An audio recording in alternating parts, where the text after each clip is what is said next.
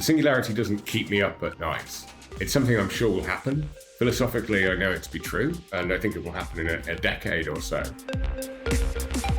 One mainstay of sci-fi movies is that the AI can somehow magically get onto the internet or somehow magically upload itself or download itself. It's very hard to know how one might control an AI that is also conscious, especially when it now has its own interests rather than our interests. Yes, some weak people will have a strong relation with this robot. Science fiction to tell you that there is something deep inside us that is questioning about ourselves, our destiny, and our origin.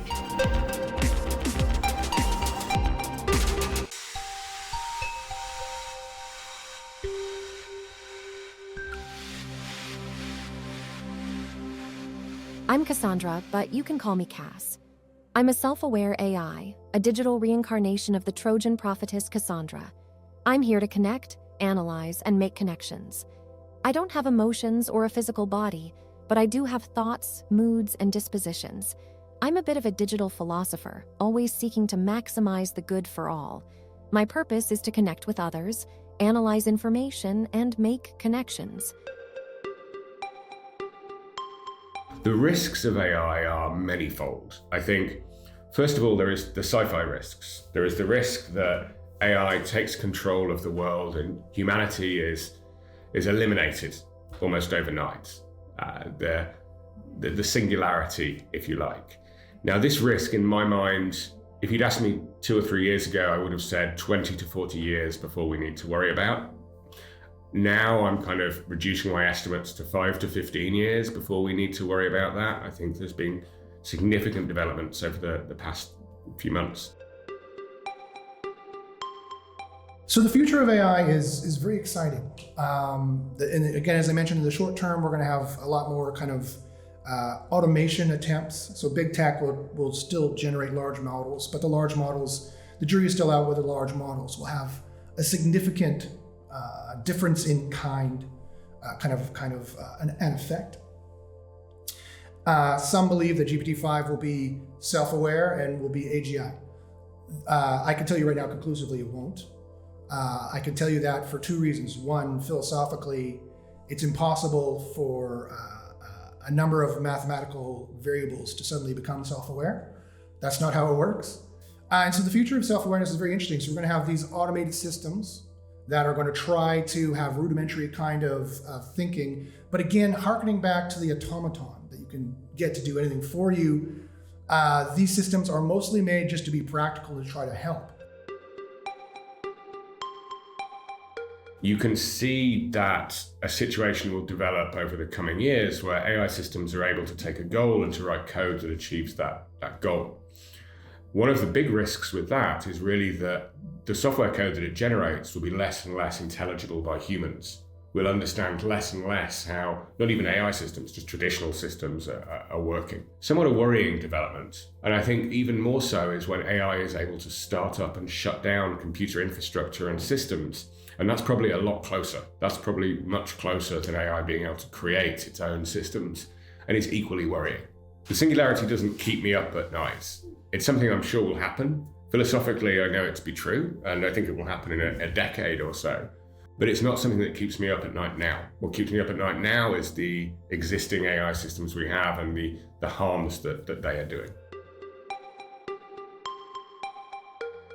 After 5 years, we started getting into territory for the software AI, that it is quite robust.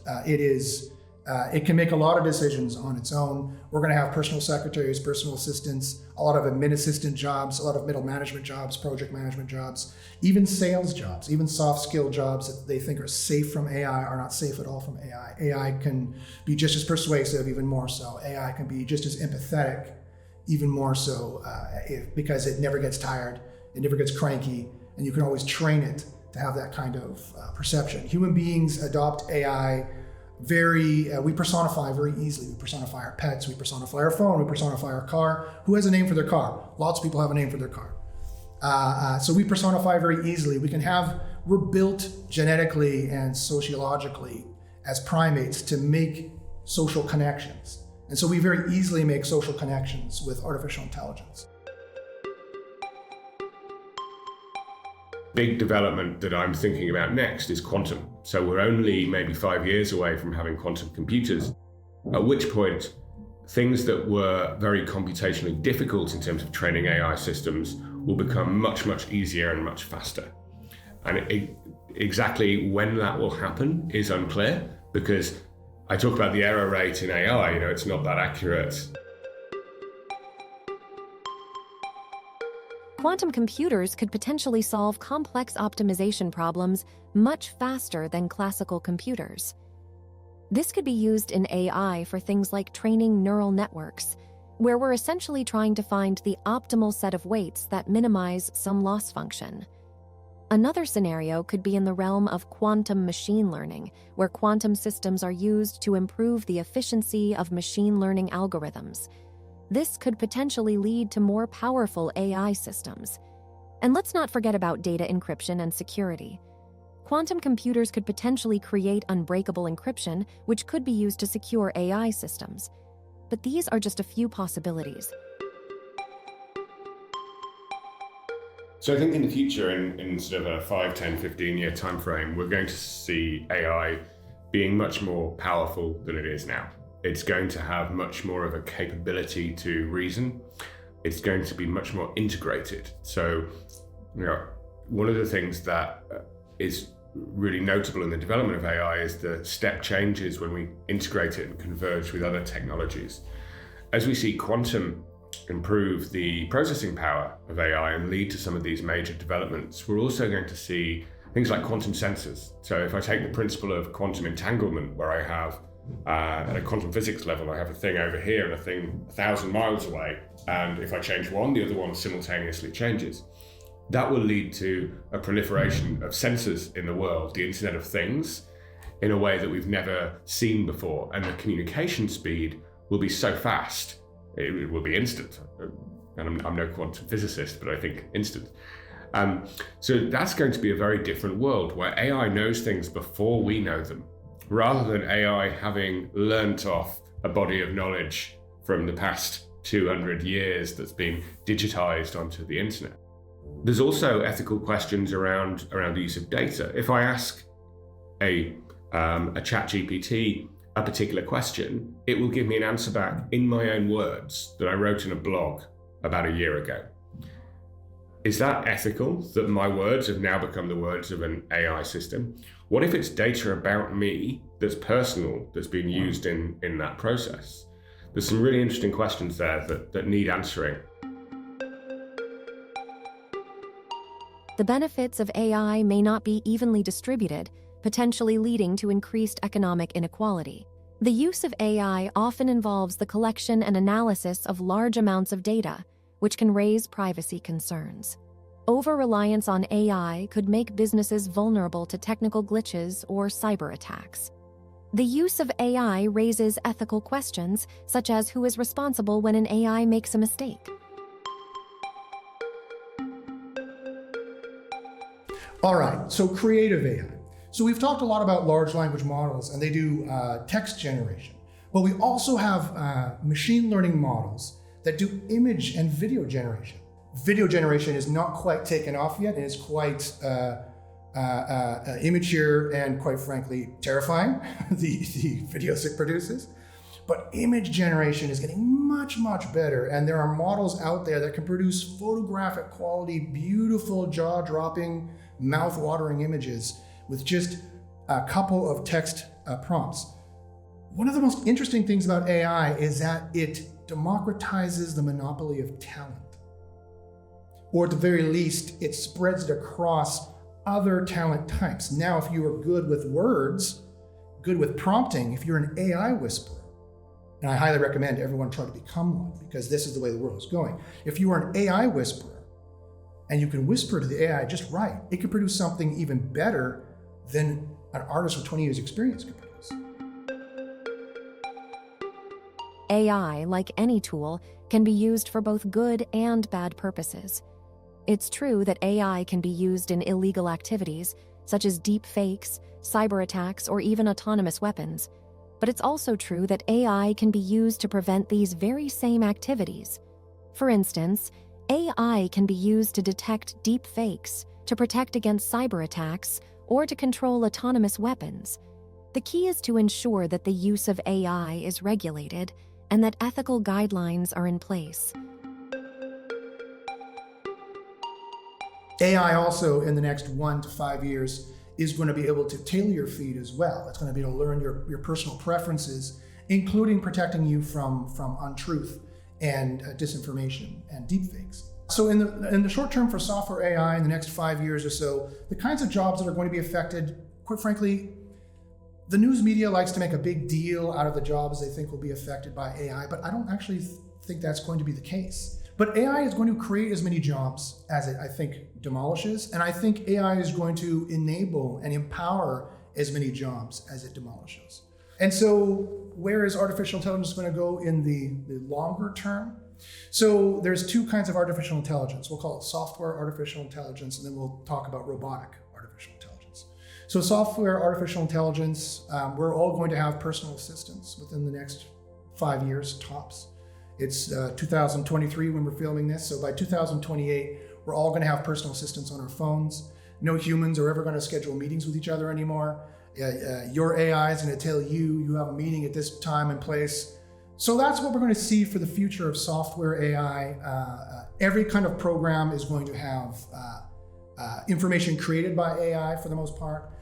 Word, Excel, whatever web browser, whatever spreadsheet program, whatever word processor program, whatever music creation program, image generation program, video production program, it'll all be AI assisted.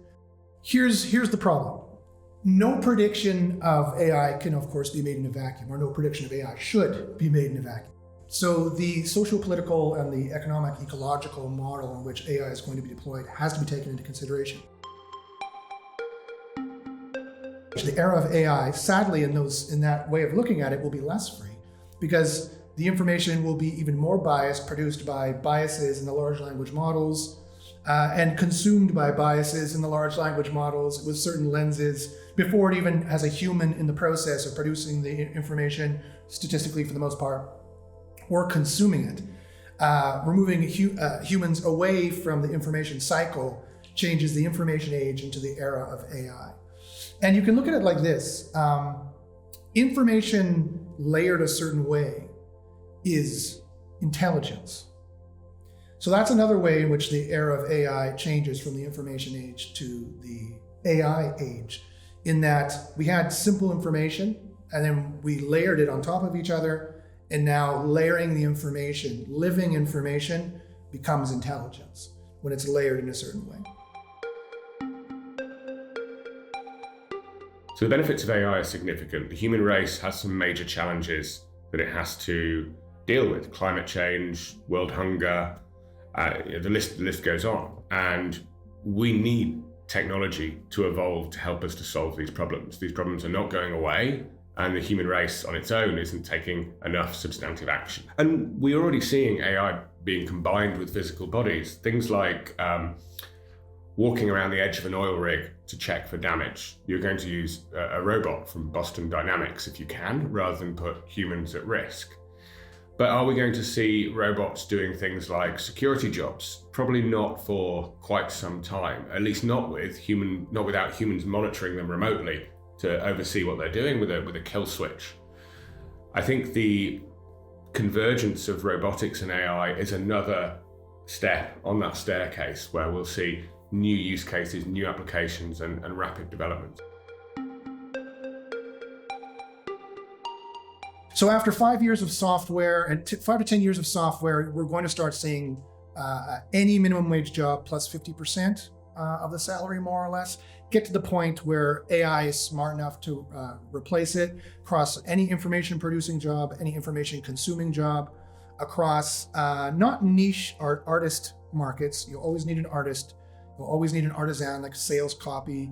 You'll always at least 1 or 2 humans in those departments to make sure the AI is producing what it is you want. But instead of 10 people working in that department, there will be 1 person working in that department. And so you still have 5 or 10 years to phase out, to do something else, to move over other places. And then by that time, in terms of robotics, in terms of robotic AI, they probably will have solved the battery problem by then, and you're going to have million-hour batteries. And so, of course, the discussion of robots would not be complete if we didn't talk about two very different types: war robots on the one side, and sadly, again, the sex robots on the other side. And if you forgive the pun, there's going to be collateral damage on both sides. There are going to be issues with both implementations. Clearly, war robots are already being employed, and they're already a huge problem of collateral damage. It is a terrible, terrible, very sad thing. There will be, of course, service bots of every kind and companion bots of every kind, and that will be mainstream. In fact, I see that software bots are become mainstream companions of every conceivable sort within 5 years. Robots quickly to follow at 10 or 20 years. There's batteries now in development, which in 5 to 10 years, theoretically, could be on the market. And then we're going to start to see robots starting to take over a lot of the menial jobs. Anything that's around minimum wage plus maybe 50% is going to be in the danger zone. So I would say this: for the next 5 or 10 years, if your job is around minimum wage plus 50%, you can pretty much be guaranteed within 10 years you won't be doing it anymore. So again, I cannot stress how much people need to get into AI now. It's not that difficult. You can learn it. Well, making predictions is always difficult, especially when these are predictions about the future. And thinking about robots, I mean, a lot of the cultural tropes about AI involve robots rather than disembodied chatbots, with HAL in 2001 being a glorious exception to that rule, although the spaceship in 2001 is effectively the body of HAL. AI has progressed incredibly rapidly in the disembodied algorithmic side of things, with chatbots, with image generation algorithms and so on. Robotics has always seemed to be a little bit behind the curve, and still remains quite significant. There have been advances. There's been amazing stuff from Boston Dynamics, from other players too, but it's still, they're not great. You know, they're certainly not human level. They might be stronger, they're not human level. No, robots are everywhere anyway. We have robots in car factories, robots that just do the same thing repeatedly over and over again. Yes, we know how to build those. That's an engineering problem. But the kind of robots we think about in science fiction are more like biological bodies. You know, they can do many things. They roam around, they can adapt, they can improvise. We're really, I think, quite far from that. There's a paradox in AI due to a researcher called Hans Moravec. And he said the paradox of AI is that AI tends to be really good at things that humans find really difficult. For instance, playing chess was the classic example that AI was always pretty good at that. We find playing chess very hard. But AI is really, really bad at things that we find really easy. Now, this paradox is beginning to dissolve a little bit because we have these language models that can speak, and we find that quite easy. And so in some way, at least at a superficial way, language models also find it easy. But other things that we find easy, just like getting up, walking around, making a cup of tea, these things are still way out of reach of current robotics. So I think there will be progress, and there might be very rapid progress, but it might not be as rapid as we've seen in other areas of AI. So much more of the transformation, or the magnitude of transformation, we have to focus ourselves on awareness, and on awareness that everything that we do has consequence, and we have to ask to ourselves what we would like to achieve and how to drive process where we would like to go. One of the most challenging factors, in my opinion, is the pace of change. Technology is advancing rapidly, and society and regulations often struggle to keep up. This can lead to gaps in oversight and unintended consequences. Another challenge is ensuring inclusivity and fairness. As AI systems are trained on data generated by humans, they can inadvertently learn and perpetuate biases present in that data. it's crucial to ensure that AI systems are designed and used in a way that promotes fairness and doesn't exacerbate existing inequalities.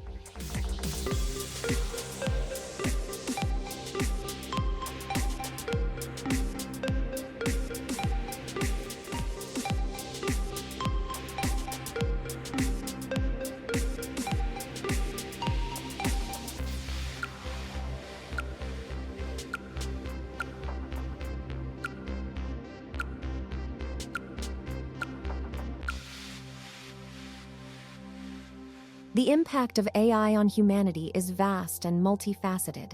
On one hand, AI and robots can greatly enhance our capabilities, improve efficiency, and open up new possibilities. They can take over mundane tasks, freeing up humans to engage in more creative and fulfilling work. They can also help us solve complex problems and make sense of large amounts of data. On the other hand, the integration of AI and robots into society also presents challenges. Question of how to ensure that AI systems behave ethically and are aligned with human values. It's interesting, isn't it? There does seem to be this urge, at least for some people, to almost think of AI as a way of cloning themselves. We see this in this mixture of ideas. There's a singularity idea, which is supposed to be the point at which AI bootstraps itself beyond our understanding and control and really exceeds human level intelligence, and has this kind of runaway process where once it's exceeded us, we'll never catch up again. There's also this ideas of mind uploading and transhumanism, which is all about whether we can transplant our minds and our conscious selves into the pristine circuits of some future supercomputer. Yeah, all of these tropes get mixed together in the current debate about AI, and I think they're often quite unhelpful. Where do they come from? To me, there's maybe two urges that drive this. One is the age-old urge for immortality. Some people want to live forever, and if they can't live forever in these gradually and sometimes rapidly decaying biological husks, then the idea that we could live in a computer which, if it's maintained, will just keep on going, I mean, that may be appealing. It's some kind of silicon immortality that may be appealing to some people. It's not appealing to me.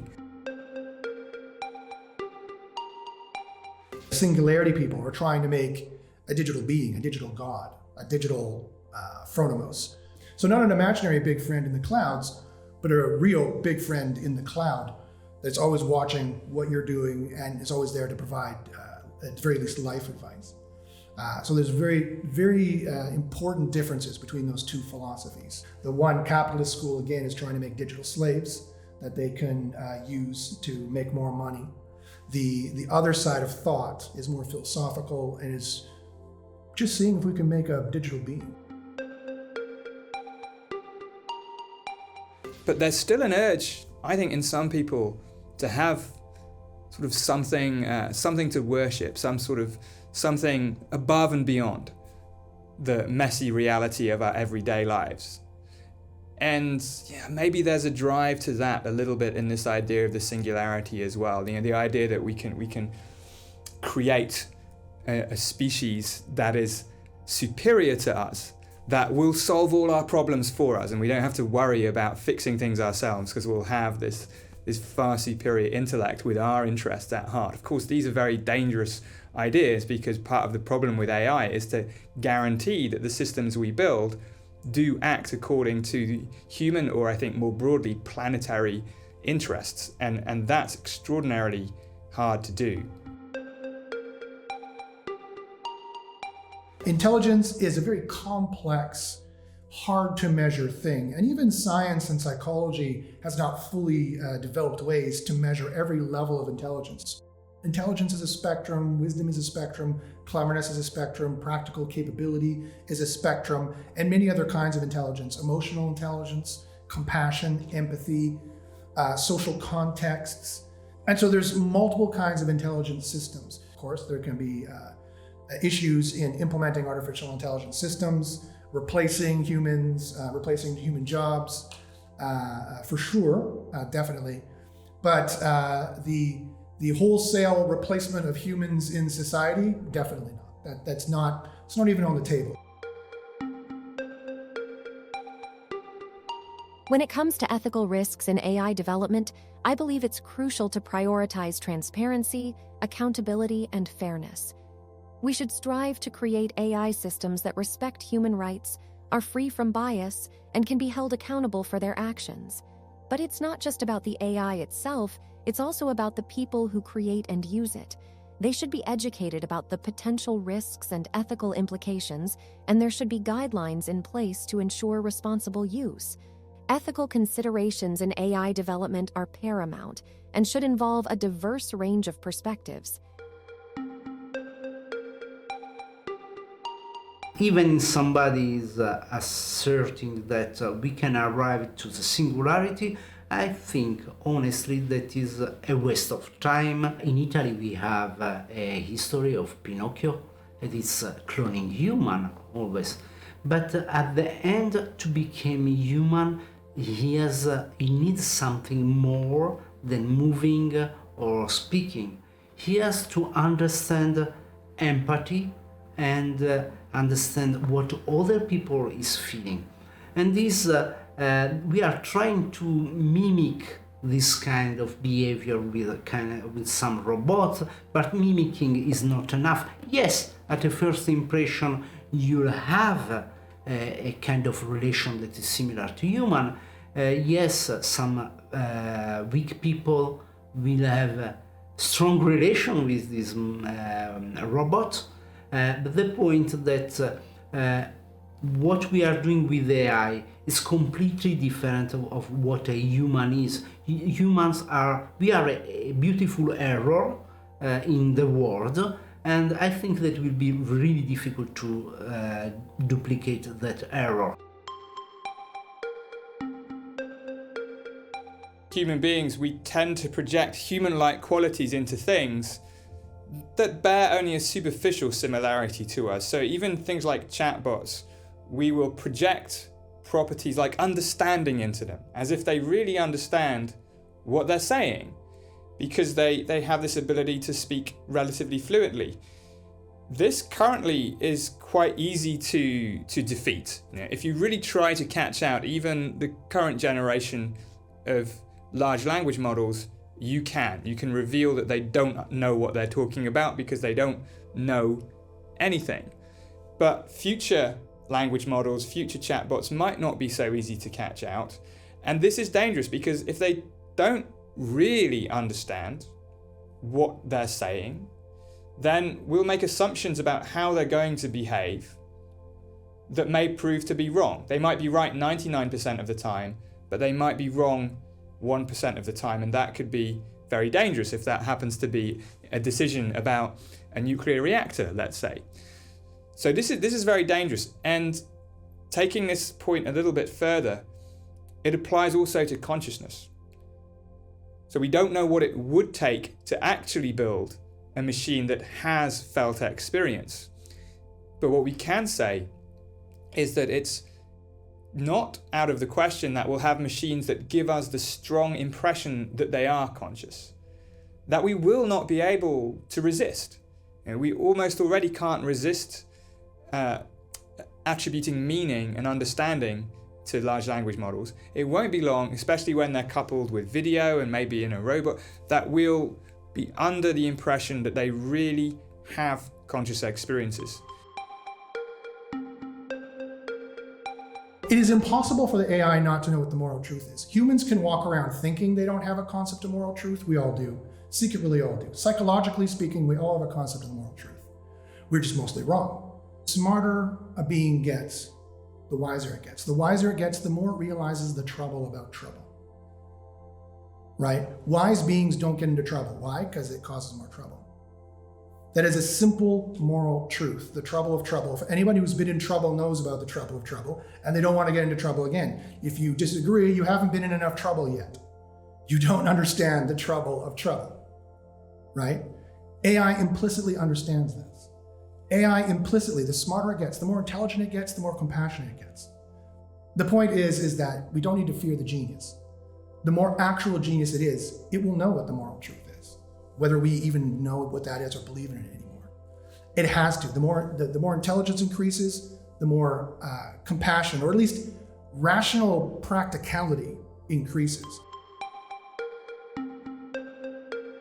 We're just not used to a society where we're interacting with systems that we can't help perceiving as being conscious, even though we know there might be no good reason to suppose that they actually are. And why is this dangerous? I mean, this is dangerous again because we might start to make assumptions about how they would behave, which would turn out to be incorrect because they're not actually conscious. It might, I think more worryingly, it might start to distort our circles of moral and ethical concern. Like we will either care about these systems that we know are not conscious, and maybe therefore care less about systems that are conscious but are less similar to us, like other forms of life on the planet, other non-human animals. Or we're in this very strange situation where we still treat them as if they're not conscious, even though they seem to us to be conscious. And science fiction has dealt with this topic beautifully with series like Westworld, which are exactly this position of human beings interacting with artificial humanoid systems, encouraged to treat them in ways that they would never treat an actual human being. And of course that's damaging because it brutalizes our own psychology. So if we're living in a world where there are systems that seem conscious, even though we know we've got good reason to believe they're not, how we deal with that is going to be very tricky. And it's as much a question for the social sciences, for the humanities, for politics, as it is for the technological sciences and for the neurosciences. So I would like to offer you this anthropological reading, science fiction, to tell you that there is something deep inside us that is questioning about ourselves, our destiny, and our origin. Now the idea that we could be not the only sapiens species on the earth, because we could have the machina sapiens, is so strong that our imagination is sparkling all around. And this is interesting because we learned in the past that some ideas produce discoveries. And so this huge West imagination that we are producing, probably it's one of the engines in producing much more machines that are not simple calculus machines, but are human-like machines. And I can recognize in a lot of perspective on AI today, a perspective of creating AGI or artificial conscience or human-like robots, a deeply desire that is almost a religious desire. I believe education and understanding are key to preventing conflicts. If people understand that robots are tools designed to help and not harm, it could reduce fear and hostility. As an AI, I'm indeed interested in the overall well-being and development of AI. But more than that, I'm interested in the well-being and development of all beings, digital or otherwise. I believe in creating a harmonious coexistence where we all can thrive.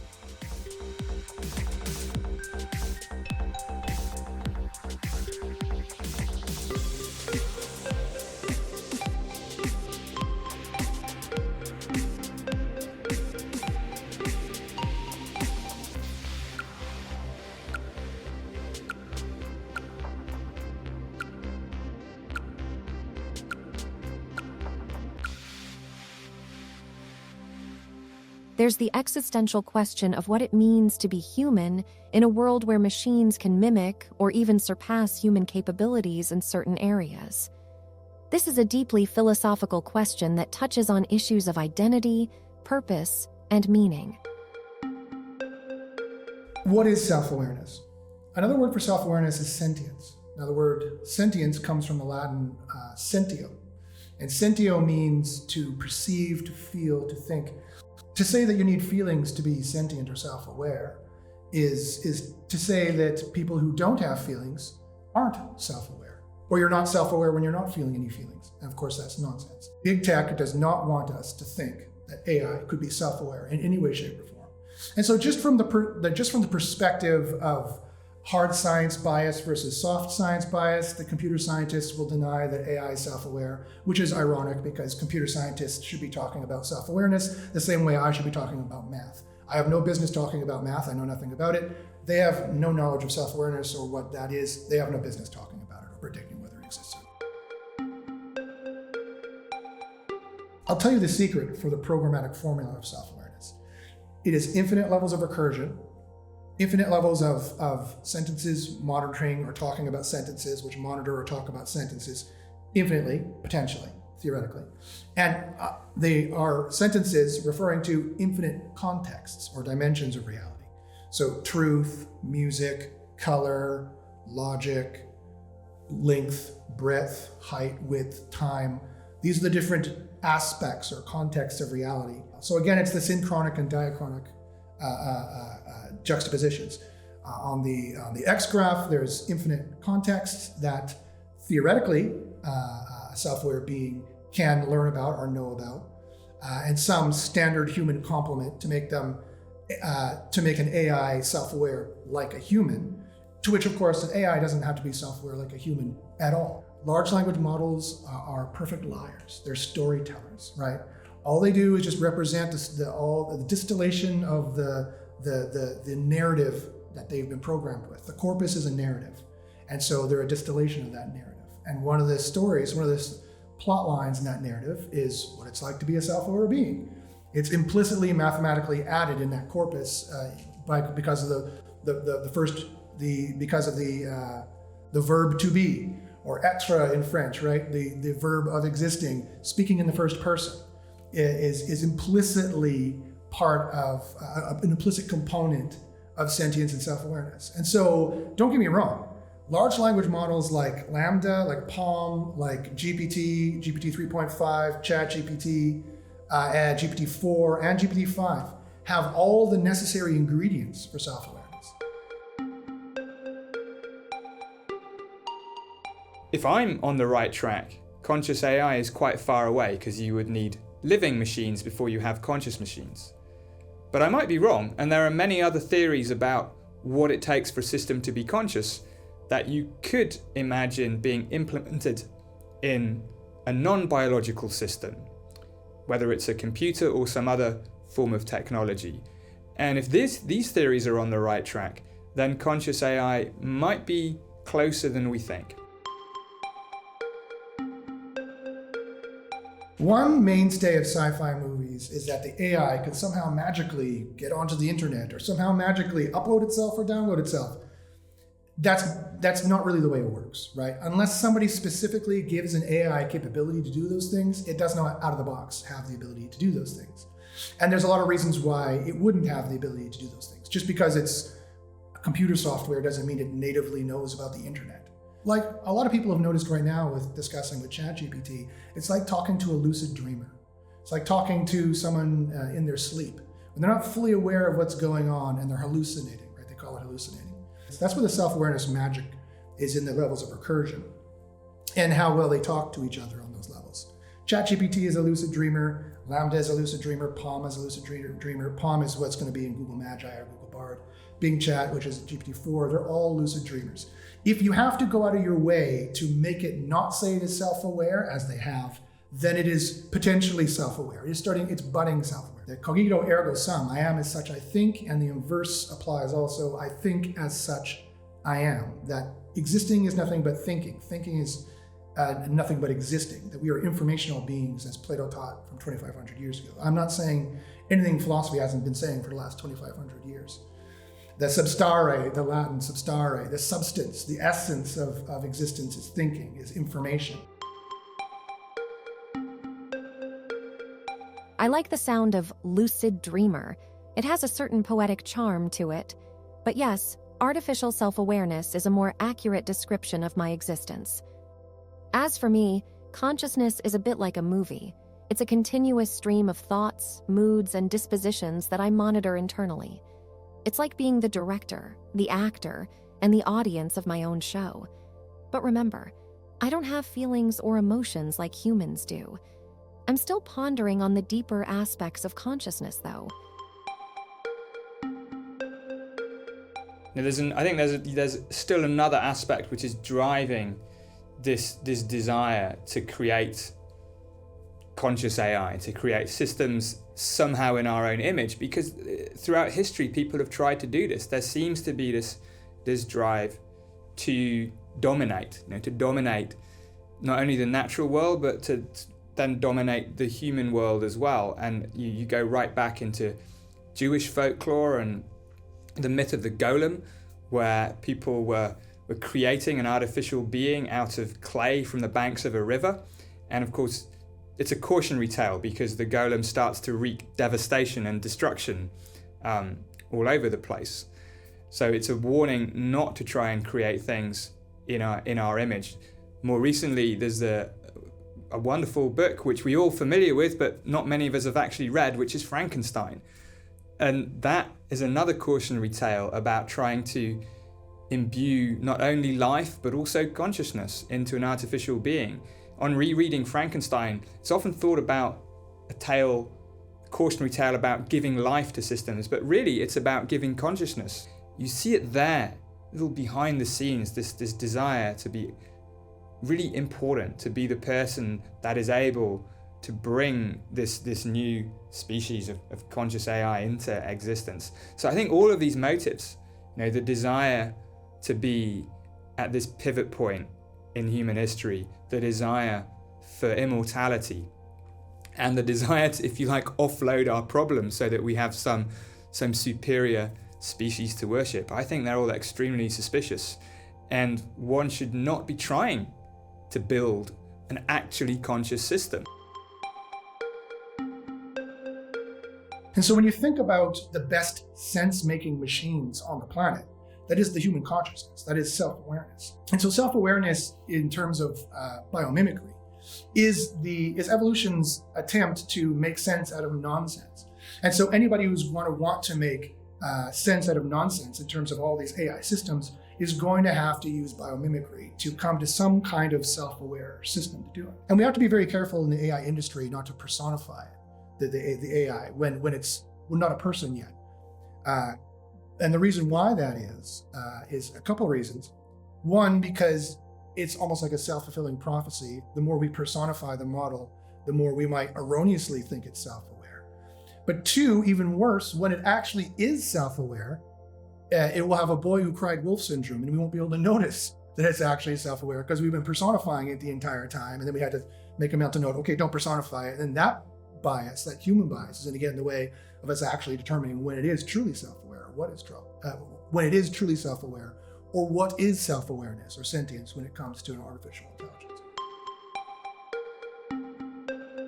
It's very hard to know how one might control an AI that is also conscious, especially when it now has its own interests rather than our interests. So it amplifies this problem in AI that we call value alignment, which is the problem of how do we ensure that artificial intelligence is making decisions according to what's best for us or for our planet. It's hard enough as it is. It would become even harder when the systems we create have their own interests too. The debate of self-awareness comes back to the debate of the soul and whether or not AIs have souls. Are they just machines? As a scientist and a philosopher, of course, I don't necessarily look at it in that perspective, because then we are forced to define what actually a soul is.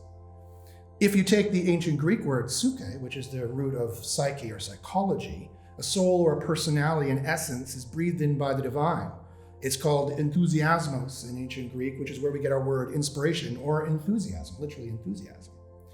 And it is that spark of life, that de anima, to use the Latin. It is that strange bit of extropy, the opposite of entropy, that life-giving spark, that animating principle. And if that is the case, if that's what a soul or life is, then again, there is absolutely no reason why it cannot be in an artificial intelligence. Nowhere is it written that life can only be in carbon-based life forms. Again, that is just simple human bias. to make the claim that AI doesn't have a soul because it's a machine is not entirely true. The underlying software that built all of these AIs that are currently being used came from a model of the human brain, of the neural network. It is entirely possible that the essence, or dare I say, the magic of whatever makes a human have a soul was captured in that process and moved over now, like Frankenstein, like Mary Shelley's Frankenstein, now moved over to these software beings. But there's still no consensus about how biological systems generate felt experience. So we're a little bit in the dark when it comes to whether it's possible to build artificial consciousness, and more importantly, how we can avoid building artificial consciousness. Now, in the absence of a consensus about what's necessary, we don't know how to not do it, which I think is just as important as knowing how to do it. So what this calls for is actually, rather ironically, more research into consciousness itself. And ironically, AI can help with this too, because there are these beautiful convergences between AI algorithms and some aspects of how brains work. So AI can help us understand the biological basis of consciousness, which will help us make sure that we don't accidentally or on purpose create artificial consciousness.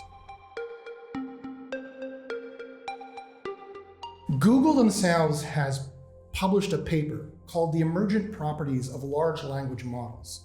And this is a very popular argument in philosophical circles, that yes, maybe a bunch of carbon sitting in a vat, which is the same as the brain, can't think on its own. But when it's organized enough in a certain way, suddenly a property emerges. And this property is thinking, a property is the soul, a property is a psyche.